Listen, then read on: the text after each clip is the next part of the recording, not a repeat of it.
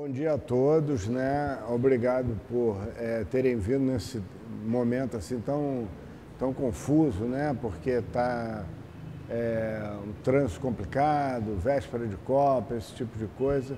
Mas, de qualquer maneira, a vida continua, a gente tem que fazer as coisas, né? E eu achei muito interessante quando a Cristina Zappa me propôs falar sobre esse tema aqui dos ambulantes, porque eu tenho um passado de ambulante na minha vida. Eu, quando era pequeno, no século passado, vocês não eram nem nascidos, pelo menos a maioria, fazia barraquinha de fogos. Você pegava um caixote, né? Fazia umas prateleiras nesse caixote, fazia um telhadinho assim, né? Pintava, cada um fazia do seu tipo, e você vendia fogos. Eu morava numa vila, onde minha mãe ainda mora lá até hoje, numa rua chamada Silvestre Rocha, que é a rua que fica na base do Morro do Cavalão, em Niterói. Esse Morro do Cavalão é um morro que divide a área de São Francisco, né, da parte de Caraí. E ela morava nesse lado de Caraí, na base desse morro.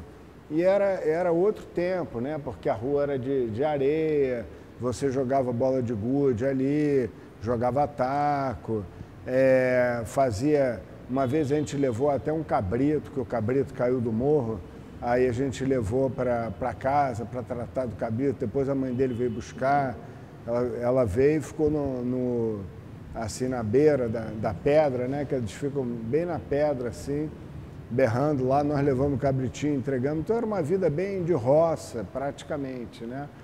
E na época, então você era uma coisa interessante naquele tempo, para ver como é que eu sou antigo, né, que tinha os divertimentos da estação, né. Uma época você justamente jogava taco, outra hora você jogava futebol na rua mesmo, porque passava carro, como essa era a última rua, assim na base do morro, passava carro muito raramente, então para tudo, passa o carro, né? O gol feito com 2 pedras, aquela coisa toda. Ainda tinha o garrafeiro que vinha comprar garrafa, jornal em casa, o laranjeiro que vinha com, né, o burro com aqueles balais, laranja, uma vida bem bucólica. E chegava na época, então tinha a época de cafifa, como se chama em Niterói, tem essa peculiaridade, chama pipa de cafifa, né? Então, quando era a época do vento, tinha a época disso, tinha a época de tanajura, formiga tanajura, que aquela formiga que tem um bundão assim, né?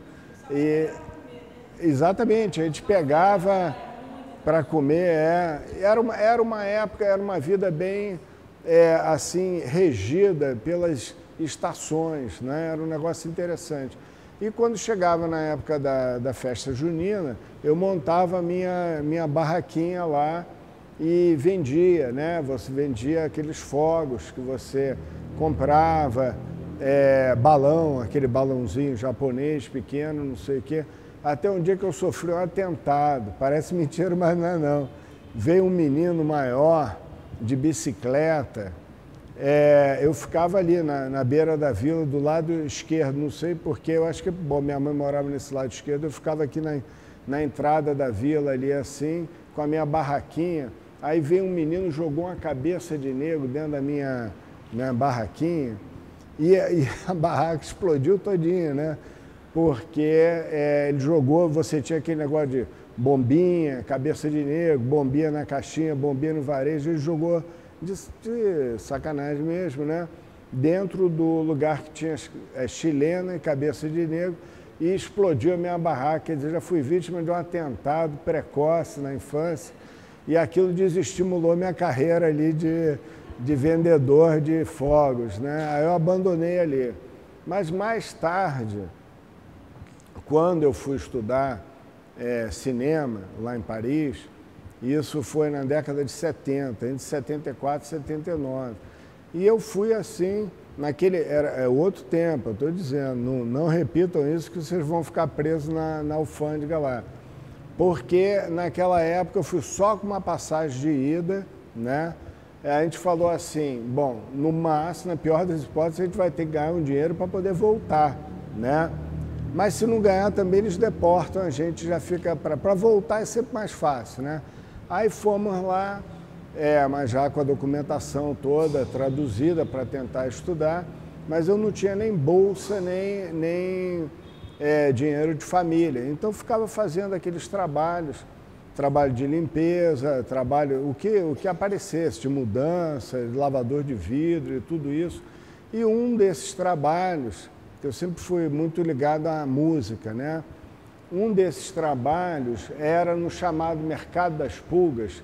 Tem vários mercados das pulgas lá em Cliancourt, Port-d'Orléans, Port-de-Vanves, mas eu ia nesse de Cliancourt, que era o maior, e eu vendia discos, né? Porque eu gostava desse negócio de disco, estava começando, era na época do movimento punk, Sex Pistols, Talking Heads, né? Todas essas coisas, e eu fazia limpeza na casa de um menino, Benoit, que também gostava desse negócio, a gente ficava experimentando, comprava os discos, trocava e fazia aquelas coisas, né? Então eu comprava muito disco de segunda mão, né? E aí eu escutava, se eu gostava eu ficava, se não gostava eu ia, e então eu chegava no sábado e no domingo de manhã. No sábado eu trabalhava na parte da manhã, eu tinha que ir à tarde, mas no domingo de manhã eu ia lá para a Porta Cliancourt e botava lá tinha um paninho assim, né? E botava meus discos para vender lá, né? E também, como ocorre aqui, sempre a polícia, né, vem dar uma dura, porque esse mercado é um mercado muito tradicional, tem desde o século XIX, aí tem as barraquinhas lá dentro, tem umas lojas mesmo, que são lojas com antiguidades mesmo, e à medida que ele vai abrindo, né, ele vai ficando um comércio mais modesto, assim. Então roupa velha, tem muito negócio de roupa velha do exército, esse tipo de coisa, e aqueles como eu que eram os ilegais, que fica na saída, né? Porque você sai do metrô, vai andando até chegar no mercado, né? Entrar mesmo assim, quem chegar vai se instalando ali. Então eu me instalava lá e vendia meus discos, né? Nessa época era o disco de 33 rotações, o chamado LP, que agora está voltando com esse nome de vinil. Ninguém chamava de vinil, que só tinha aquilo, era só vinil mesmo, né? E aí a polícia vinha às vezes mais tranquilo do que aqui, porque não tinha esse negócio de guarda municipal batendo, nada não. O sujeito chegava e falava, não pode ficar aí, não sei o que. Aí você falou, bom, tudo bem, hoje não vai dar, né? Aí eles passavam, coisa e tal, você saía ali, mas também tinha um entendimento, né? Aquele dia que falou, foi embora lá, você ia, aí você rodava lá, via se tinha alguma coisa interessante, desistia, voltava no dia seguinte para não contrariar. Então era um negócio interessante. Aí por isso que eu sempre me identifiquei muito com essa coisa do camelô, né? Porque tem gente que é contra camelô, fala, eu sou visceralmente contra camelô, né? Eu não, eu sempre tive essa empatia porque eu era um camelô. Tudo bem, um camelô europeu, né? Um camelô lá em Paris, estava coisa, mas a vida do camelô é igualzinho. Chove em cima de você, faz sol em cima de você, em qualquer lugar do mundo, né? E lá ainda tinha neve, né? Mas não podia, porque os discos você não podia botar ali, porque senão estragava, né, a capa do disco. Então eu sempre tive essa empatia, assim, né? Porque é uma vida um pouco sacrificada, num certo sentido, mas também é uma vida interessante, no sentido que você está na rua, e a rua é o teatro, assim, da cidade, né? Tudo acontece, as pessoas passam, tem sempre alguma coisa acontecendo na rua, né? Então é um trabalho também que distrai, né? Que você tem sempre, você vê que é raro de você ver um camelô mal-humorado, né? São quase sempre gozadores, né? E aqui tem que ter até um espírito aventuresco maior do que o normal, porque já tem aquele esquema que o camarada bota, né, encerado ou uma lona, coisa com aquelas cordinhas assim, que já puxa ali, o cara, daqui a pouco já está todo mundo indo embora, né? Então aqui ainda tem uma parte que não tinha lá, que é de condicionamento físico. Você já faz um exercíciozinho, né? Para fugir da coisa. Então você ganha dinheiro, se diverte e ainda faz um exercício para fugir da guarda municipal, né? Aí, ou seja, é um tema que realmente eu me identifico, porque eu acho legal essa coisa da pessoa que está, apesar de todas as dificuldades, porque a vida é complicada, aqui no Brasil não precisa dizer nada para ninguém, a vida de todo mundo é complicada, né, aqui. Então, o sujeito que está nessa batalha, mas que não desiste nunca, eu acho que é um exemplo, né? Apesar de tudo, ele está ali e está, assim, remando contra a maré, mas nunca desistindo, né?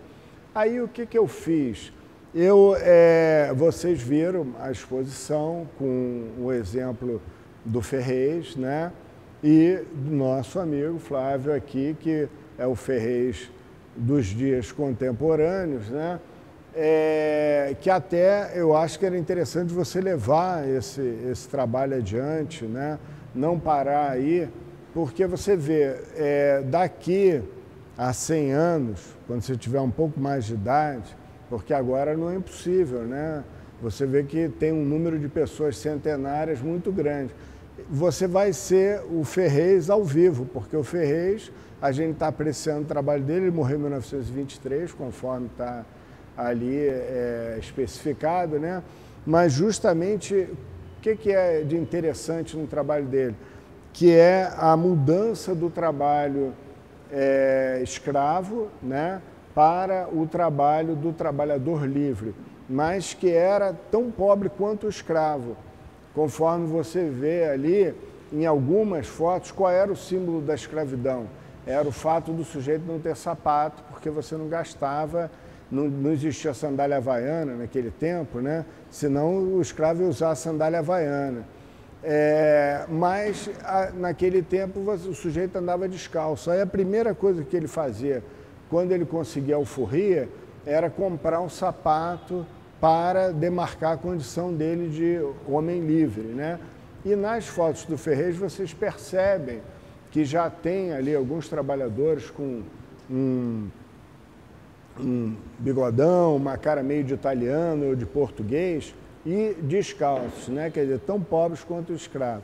Mas foi esse momento da transição desse trabalho e nesse sentido tem também uma coisa que a gente é interessante lembrar, porque às vezes o sujeito fala assim, o camelô ali tá ralando, tá ganhando a vida dele, não sei o quê. Aí vem aquele outro que é contra o camelô, fala assim, nada, é um sujeito só que tem um monte de vendedor, assim, ele é uma espécie de, como é que chama aquele do Pão de Açúcar, que corre, tem mania de correr, como é que é o nome dele mesmo? Que o filho dele corria de Fórmula 1 também, que é um grande cara, eu não estou me lembrando o nome dele, eu lembro do Arthur Sendas, vamos dizer, seria um Arthur Sendas, Abílio Diniz, fala assim, deve ter um Abílio Diniz por trás desses camelôs aí, porque ele vai dar no depósito, assim, e de fato, realmente tem levas, assim, que o camarada vê assim, Ray-Ban, relógio, Ferrari, não sei o que, coisa e tal, que não é falsificado, é genérico, né?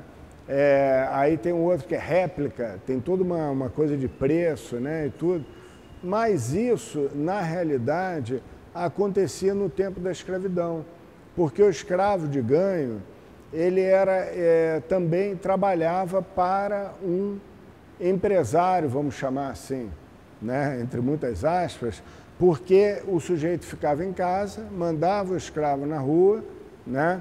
Existia uma previsão de faturamento, né? E o sujeito chegava em casa, trazia aquele dinheiro para o senhor.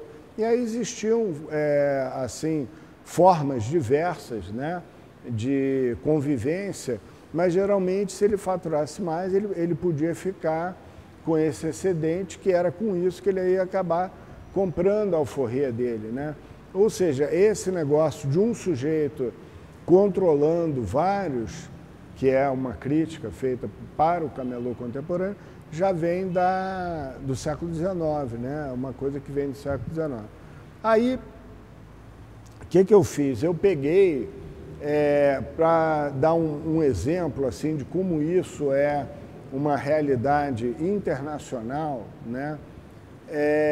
Eu peguei alguns exemplos que vão até antes do tempo do Ferrez, né? Do Marco Ferrez, e vem até a segunda metade do século XX, né? Para vocês perceberem em diversos pontos do mundo como é interessante essa coisa do comércio da rua. E aí eu peguei de uma maneira assim, um pouco mais aberta, não só o comércio, mas o trabalho, que alguns dos quais vocês vão ver surpreendentes, como, por exemplo, execução, carrasco, né? Que trabalha na rua, né? Então, ou seja, é o trabalhador ao ar livre, vamos chamar assim, né? Eu separei nos conjuntos, porque eu acho mais lógico você estabelecer pequenos conjuntos, em vez de ficar indo para todos os lados. Então você tem um número restrito de pessoas, mas muito importante. E esse John Thomson, ele é Thomson assim mesmo, porque muita gente às vezes acha que está errado, porque o nome mais comum é Thompson, né? Mas ele se escreve assim, John Thomson. E esse Street Life in London é o nome do livro. Essa data, 1876, é o livro, é a data de publicação desse livro. E então você vê assim, é o primeiro sujeito que tem no mundo, né, no mundo inteiro, essa ideia de documentar o trabalhador, não é, das ruas. E isso é uma coisa revolucionária, porque nessa ocasião a fotografia vivia basicamente do retrato, né? O fotógrafo ganhava dinheiro basicamente com retrato. Aí foram surgindo outras especialidades, na Inglaterra, aqui também, na França, que é você documentar, por exemplo, as ferrovias, porque tudo está surgindo ao mesmo tempo que a fotografia. A navegação a vapor, as ferrovias, né? A industrialização das fábricas e tudo isso. Então você começa a ter algumas oportunidades de trabalho para o fotógrafo, mais variadas, porém o que domina sempre é o retrato. E qual é o problema do retrato? O retrato era uma coisa cara, né, para a aristocracia e aquela burguesia que está surgindo também nesse momento, na segunda metade do século XIX, ainda de forma modesta. Mas existia muita pobreza na Inglaterra, que hoje a Inglaterra é um país que é uma referência, né, internacional, está num período bom, né, na vida contemporânea. Londres é o grande point que as pessoas querem ir, mas no momento da Revolução Industrial havia muita pobreza na Inglaterra. Todo mundo lembra daquelas histórias assim, porque já fizeram muitos filmes de Jack o Estripador, que atacava as prostitutas, e existiam muitas prostitutas porque justamente não existia trabalho, né? As pessoas trabalhavam em idade muito pequena, né? Muito criança nas indústrias, 6 dias por semana, e só salvava mesmo o domingo, né? Jornadas de trabalho de 14, 16 horas por dia. Então era uma situação muito diferente. A prova que houve toda essa imigração para os Estados Unidos, né? Dos irlandeses. Vocês viram que saiu no jornal que descobriram 800 corpos, né, de crianças agora na Irlanda, que era justamente fruto ainda dessa pobreza que existia no Reino Unido como um todo, não só na Inglaterra, mas Escócia e Irlanda também, né? E aí o Thomson, ele vai, então, pela primeira vez, dar voz assim à pessoa que não teria oportunidade, ela não teria como se retratar, ela não teria dinheiro para tirar a fotografia, mesmo que ela quisesse, né? Você ainda não tinha esse hábito, mas ela não teria dinheiro para pagar um fotógrafo. E aí ele começa a retratar essas pessoas. Aqui vocês vejam, está vendo a bota desse senhor aqui? Mesmo esse senhor, ele tem uma deficiência, né? Tem uma perna menor que a outra, né? E aí ele começa a fazer, passa a outra, por favor, um documentário, coisas que você tem até hoje, o empalhador de cadeiras que você vê nas ruas da cidade, assim, e que muitas vezes ele recebe, eu acho essa imagem incrível porque ele recebe, tudo bem? Como é que tá? Obrigado. Ele recebe a encomenda, né, do serviço e ele faz o serviço na própria rua, né? Às vezes tem aquele ponto que ele, uma esquina em que ele se instala e às vezes ele faz na frente ali da casa do cliente, né? Vocês veem que essa vida do trabalhador na rua ou o trabalhador de rua também, são duas coisas diferentes, né? Ela persiste até hoje, né? Olha a data, 1876, já viraram 2 séculos, né? O século XX, agora o século XXI, mas a gente tem essa persistência. E foi nesse livro do Thomson. Então, todo mundo, como o nosso amigo Ripper aqui, presente, todo mundo que é voltado para a fotografia social, na verdade, tem como ancestral o John Thomson, que esteve na China também e fez um livro chamado A China e Seu Povo, né, documentando a vida chinesa, que muitas das coisas eu não peguei porque senão ia ficar muito dividido, porque eu já peguei um do Japão, né? Então não peguei o trabalho dele da China. Pode passar o outro, por favor. E você vê o tipo de agenciamento, né? De organização, da maneira, você pega um cantinho, você tem uma mesa móvel, né? Que você tem que levar para algum lugar e trazer de volta todo dia, né? Você percebe que tudo isso ainda são as mesmas questões que o ambulante atual tem que se defrontar, né? Ele precisa encontrar um depósito, um local que seja mais perto do local de venda dele, que muitas vezes é longe do local de moradia, né? Se ele mora aqui, por exemplo, trabalha no centro, então tem que ter uma coisa mais central para a partir dali ele poder se colocar.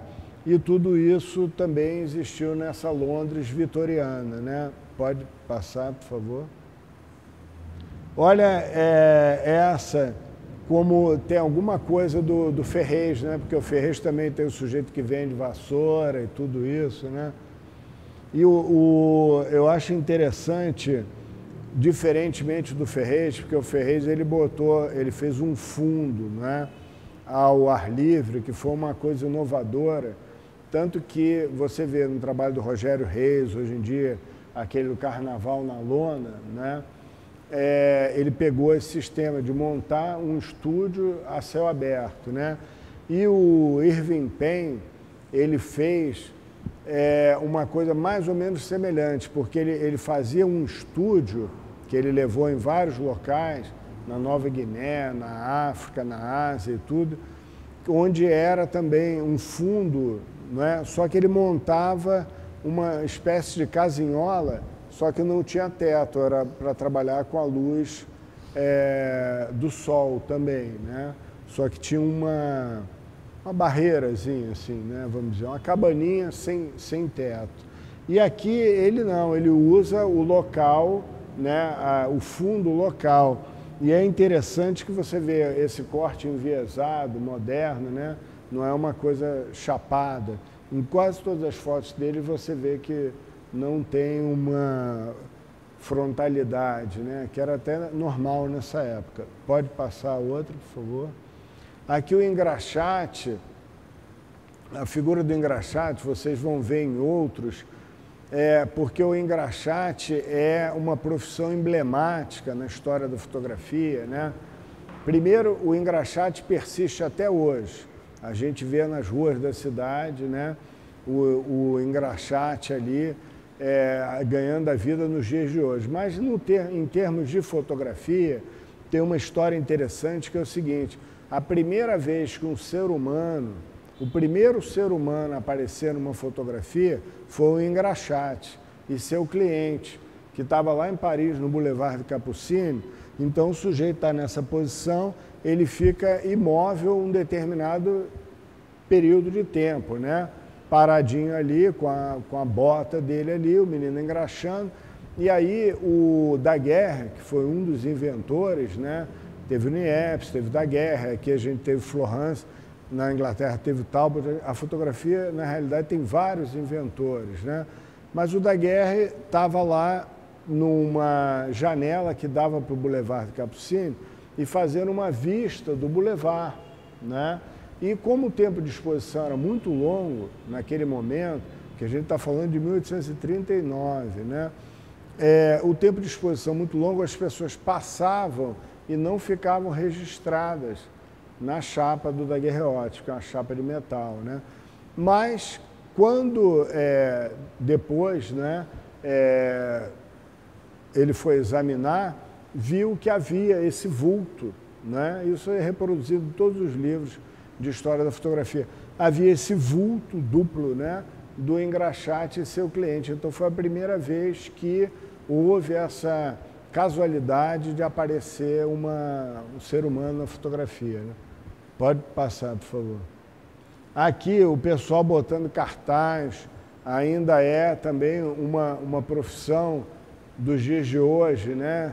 Eu achei interessante porque você tem um manancial muito grande, inclusive, quem gostar de algum trabalho determinado, é só dar um Google, né, que vocês vão ter, porque como esses fotógrafos todos são muito importantes, muito consagrados, vai ter sempre em algum museu, alguns têm até sites específicos dedicados a eles, né? Pode passar, por favor, Flávio. Está vendo? A aglomeração. Olha o menino sem sapato aqui também, no primeiro plano. Existia muita pobreza em Londres, né? Nessa época. Pode ir. Aí, aquela mesma coisa, você vê que a pessoa vai fazer a compra, que existe uma coisa ambivalente, né? Ao mesmo tempo que o ambulante é combatido, ele também seria, entre aspas, um mal necessário, né? Porque ele também, nesse caso, é diferente. É aquele caso que eu falei do vendedor de laranjas, ou do verdureiro e tudo, que era uma coisa aceita. Aqui no Rio, quem acabou com isso foi o prefeito Pereira Passos. Porque o Pereira Passos, quando começa a fazer aquele afrancesamento da cidade, né, no tempo, ele proíbe de você andar com vaca, com burros e tudo isso, porque quando você comprava o leite, naquele tempo o leite não era de caixa não, era de vaca mesmo, né? Porque agora você pergunta, o leite vem de onde? Vem da caixa, né? Ninguém imagina mais que o leite venha da vaca. Mas naquela época vinha mesmo, então o sujeito vinha e você comprava o leite, a vaca era ordenhada ali na sua frente, né? Ó, mais orgânico do que isso, nem o Marcos Palmeira faz, né? Era ali na hora. E aí o Pereira Passos proíbe isso tudo, né? O cavalo e tudo, porque era aquele negócio, eles queriam aquela cidade meio como se fosse um cartão postal. E qual é o inconveniente do animal? Faz cocô, né? Então ele passava por ali, deixava algumas lembranças no caminho, né? Assim que você podia seguir, coisa e tal. Mas o Pereira Passos começou a proibir isso. Graças a Deus isso foi resistindo. Vocês veem que eu sou antigo, mas não sou tão antigo assim. Mas peguei lá, né, o sujeito, o garrafeiro, o verdureiro, esse troço todo. Então, houve uma persistência de certas profissões que eram toleradas, né? Mesmo porque o ambulante, como ele se desloca, ele não representa uma ameaça ao comércio estabelecido, porque normalmente ele ia onde não tinha o comércio. Não é verdade? Você estava em casa, o sujeito vinha vender a laranja ali na sua frente, né? Na frente de casa e não existia nada ali, você não estava tirando do merceeiro, do supermercado e tudo, né? E aqui ainda é isso, né? Você tem e você vê que é uma empregada, ela está com um traje, né? É uma empregada doméstica, porque tem um avental. Se fosse uma senhora, não teria o avental, uma burguesa mesmo, né? Vitoriana, não ia andar com avental na rua. E ela foi lá, mandaram, vai comprar o que seja lá, né? Ovos, qualquer coisa assim. Pode passar, por favor. Aqui também é aquele comércio de roupas e tudo. Tem sempre, as imagens dele é um deleite, porque tem sempre, está vendo a figura da criança? Qual é o problema da criança? Você não tem o que fazer com a criança, né? Você bota na creche hoje em dia, ou na Irlanda eles encontravam aquela solução que iam matando mesmo, mas não repito isso em casa, né?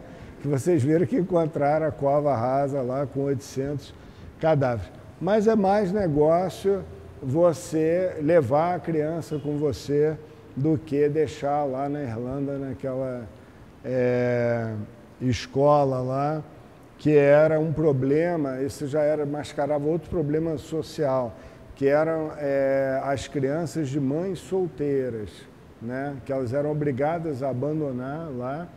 E ao longo do tempo, não sei se todo mundo viu essa matéria, né? Você encontrou uma cova rasa com 800 corpos de crianças indo de 1 ano a 8 anos, né? Então vocês veem, era um problema que as pessoas tinham que se desfazer daquelas crianças para poder continuar a vida, que muitas vezes você tinha isso aqui. Por exemplo, a empregada doméstica que dormia no serviço, né? Naquele tempo, que graças a Deus já não está existindo mais isso, e se ela engravidasse, ela era despedida, não é verdade? Porque os patrões não iam aceitar a criança lá. Então, esses mesmos problemas estão presentes nessas fotografias do Thomson, né? Só que lá eles equacionaram isso de uma forma, essa é a vantagem do país velho, né? A questão de saúde na Inglaterra hoje em dia é exemplar. O que seria tipo o SUS e INSS lá, funciona perfeitamente, inclusive quando você tem filho e você não tem esse recurso, que aqui tem sempre a avó, né? E a avó, antigamente a avó ficava em casa tricotando, né? Hoje em dia a avó, coitada, ela é praticamente uma escrava do neto, tem que levar para a escola, ir para cá, ir para não sei o quê, e então a gente tem essa facilidade. Lá não tem. O que eles fazem? Eles mandam um assistente social em casa ensinar você a fazer mamadeira, a trocar fralda, e ela vai acompanhando a criança. E isso você já teve o filho na maternidade gratuita. E essa assistente social também vem com seu kitzinho, tudo gratuito. Bom, fora isso, eles pagam impostos altos, né? Mas a gente paga também e não vem ninguém, né? Mas a gente chega lá, pode passar outra, por favor, Flávio. Ainda do Thomson, né? Vai lá. Vai para outro, por favor. Aqui, ó, você vê esse tipo de transporte, assim, que a gente associa aqui muito essa carrocinha, né, ao cigano, não é verdade? Que ainda existem ciganos aqui, tem cigano em toda parte do mundo, né?